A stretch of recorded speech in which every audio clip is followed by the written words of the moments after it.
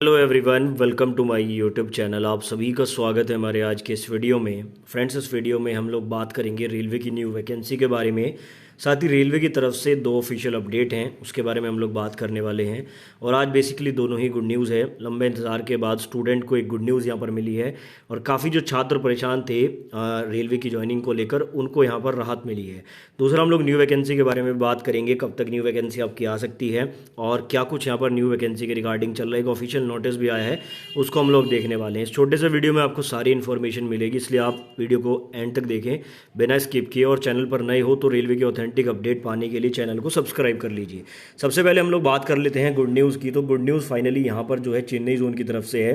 जैसा कि काफ़ी दिन पहले मैंने भी वीडियो बना के आपको बताया था और आपके पास भी इन्फॉर्मेशन ये जरूर पहुंची होगी कि चेन्नई में क्या हुआ था कि जो हॉस्पिटल असिस्टेंट वाली जो पोस्ट थी, वहाँ पर न्यू एम्प्लॉयज़ को ज्वाइनिंग नहीं मिल पा रही थी। बहुत दिनों से ज्वाइनिंग ना मिलने के कारण जब इसकी जानकारी ली गई तो पता चला कि वहाँ पर जो कॉन्ट्रैक्ट बेसिस पर जो पहले एम्प्लॉयज़ काम कर रहे थे, उन्होंने केस किया हुआ था और उस केस के कारण ज्वाइनिंग रुकी हुई थी। फाइनली वो जो केस है वो यहाँ पर कंप्लीट हो चुका है। ऑर्डर शीट यहाँ पर जारी हो चुका है, आप देख सकते हैं, सेंट्रल एडमिनिस्ट्रेटिव ट्रिब्यूनल चेन्नई।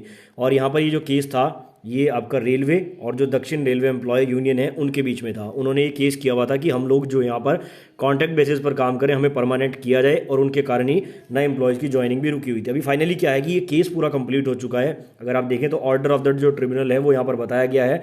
बहुत कॉन्सल्स प्रेजेंट थे वहाँ पर आर्गूमेंट वन के बीच में, और उसके बाद रिजर्व फॉर ऑर्डर, यानी कि जो ऑर्डर है डिसीजन लेके वो जज ने अपने पास रिजर्व कर दिया है। अब आगे इसमें कोई हियरिंग वगैरह नहीं होगी, सीधा इसका जो ऑर्डर है यानी कि जो फैसला है वो यहाँ पे जारी किया जाएगा। अब देखो यहाँ पर जो फैसला है वो चाहे कुछ भी हो, जो नए एम्प्लॉय हैं उनकी यहाँ पर जो जॉब है वो बिल्कुल सिक्योर है दोनों ही केसेस में। ठीक है, आपको घबराने की आवश्यकता नहीं है। लेकिन मेन चीज़ ये है कि केस यहाँ पे खत्म हो गया, क्योंकि बहुत दिन से इसकी हियरिंग चल रही थी और बहुत दिन से, लगभग आप कह सकते हैं 8 से 10 महीने से यहाँ पर ज्वाइनिंग रुकी हुई थी। तो ये एक अच्छी खबर है। लंबे इंतजार के बाद चेन्नई वाले स्टूडेंट का इंतजार खत्म हुआ है और ये केस क्लोज हो चुका है। अब देखो फैसला चाहे यहाँ पर रेलवे जो उन यूनियन है, चाहे उसके हित में आए चाहे उनके विरोध में आए, दोनों ही केसेस में आपकी जो ज्वाइनिंग है वो यहाँ पर क्लियर हो जाएगी। तो ये अच्छी खबर है। तो ये पहला अपडेट था। बात कर लेते हैं दूसरे अपडेट की। तो दूसरा यहाँ पर जो अपडेट है, देखो जैसा कि आप लोग देख रहे हैं, पिछले कुछ दिनों में रेलवे की तरफ से लगातार इंटरनल जो सर्कुलर है, इंटरनल जो नोटिस हैं वो सामने आ रहे हैं। चाहे स्टेशन मास्टर की जो ज्वाइनिंग है या फिर उनकी वैकेंसीज को लेकर हो, वो आया था। उसके बाद उससे पहले जो है आरपीएफ की वैकेंसी को लेकर एक नोटिस आया था। उसके अलावा जीडीसी की वैकेंसी चल रही है, एलडीसी इंटरनल जो वैकेंसी होती है आपकी डिपार्टमेंटल, उनके बारे में लगातार नोटिस रहते हैं। तो यहाँ पर एक नॉर्थ वेस्टर्न रेलवे की तरफ से एक और नोटिस जारी हुआ है 26/10/2023 को। सब्जेक्ट में अगर आप देखेंगे, holding of departmental return examination and CG examination on CBT mode, यानी कि यहाँ पर ये कहा गया कि भाई जितने भी डिपार्टमेंटल एग्जाम है, जितने भी सीजी एग्जाम है, उन सभी को सीबीटी मोड में अब कराना है। ठीक है, अब डिपार्टमेंटल एग्जाम का नाम यहाँ पे क्यों लिया गया, क्योंकि आपको पता है जीडीसी की वैकेंसी अभी आ रखी है, उसका एग्जाम होना है, तो वो भी सीबीटी यानी कि कंप्यूटर बेस्ड टेस्ट होगा। उसके अलावा जो एलडीसी होते हैं उनके एग्जाम टाइम पे होते रहते हैं, उनकी भी इंटरनल वैकेंसी कई जोन में चल रही है, उसका जो एग्जाम है वो भी आपका सीबीटी मोड में कराया जाएगा।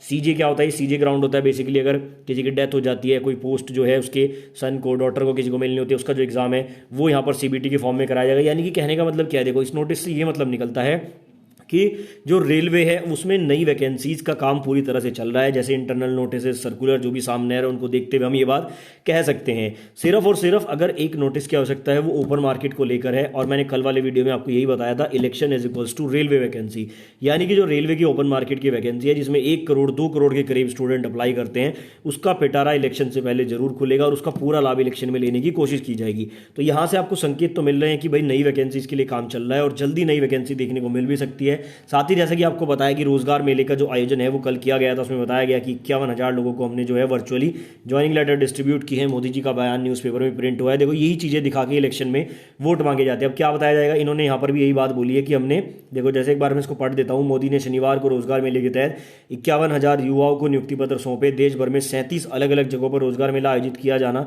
जिन लोगों को नियुक्ति पत्र मिले हैं इनकी भर्ती केंद्र सरकार के अलग अलग विभागों में होगी। पीएम मोदी ने वीडियो कॉन्फ्रेंसिंग के जरिए रोजगार मेले को संबोधित करते हुए कहा कि हम सिर्फ रोजगार नहीं दे रहे हैं बल्कि एक पारदर्शी सिस्टम भी बना रहे हैं।